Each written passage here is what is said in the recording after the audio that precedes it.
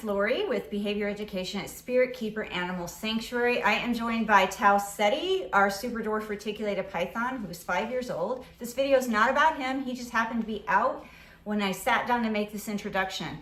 This video is actually going to be one of our horses, a 10-year-old Arabian mare named Shaiyanne, doing a cooperative care practice session.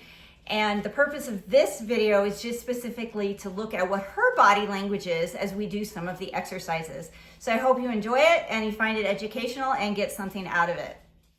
As we watch Shaiyanne, we're going to be using the Fear, Anxiety, and Stress Scale, or FAS scale for horses, from Fear Free. And what we're looking for is that she is staying at a relaxed level or just some very mild, subtle signs of stress.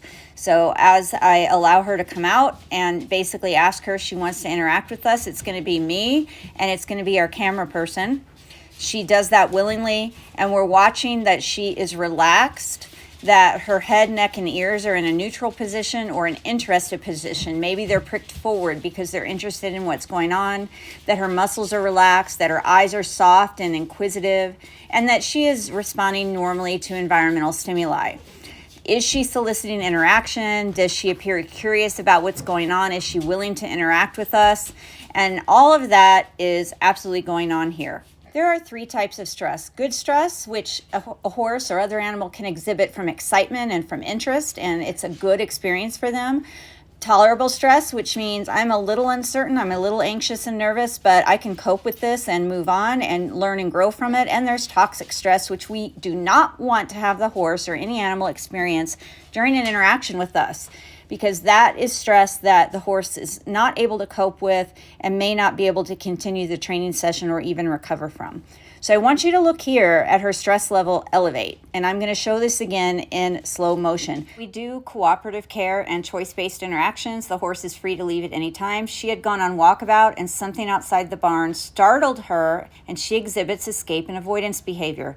Look at her leap sideways instead of walking or moving normally off. Look at her ears go back and to the sides. But I also want you to note how quickly she recovers from this. She starts to walk at a normal pace. Her ears come forward again, so now she's alert and interested, and she's headed back to the barn. Her tail relaxes. Shaiyanne has relaxed again, and she's chosen to come back into the barn where we would normally groom her and do any veterinary exams and other activities. And she is choosing to engage with me, and she doesn't seem to have any long-lasting effects from that spook that she had.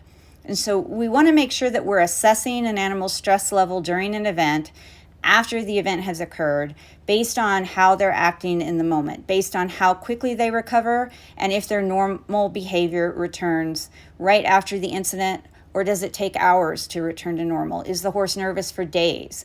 So I would label that spook that you saw as tolerable stress, because I'm sure it was distressing in the moment. However, she coped with it and recovered so quickly that looking at her now, we wouldn't know that that ever occurred. And so that's why I would label that as tolerable stress. If after that had happened, she refused to walk back into the barn, if she took off, if she didn't want to engage with us anymore, and if she acted nervous for the rest of today or even for following days, then I would say whatever she saw out there, whatever spooked her, had long-lasting impacts, and that bordered on the level of toxic stress. So now we're working on some liberty exercises. You can see her stress level elevate again here based on something that catches her attention way out in the distance. Freezing is a stress response, and it does indicate an elevated stress level. Again, I'm assessing, is she still stressed by whatever she saw, or did she cope with it? Is it over with? Has she determined it's not a threat? Is she relaxed again, and is she engaging with me in normal behavior, which she is?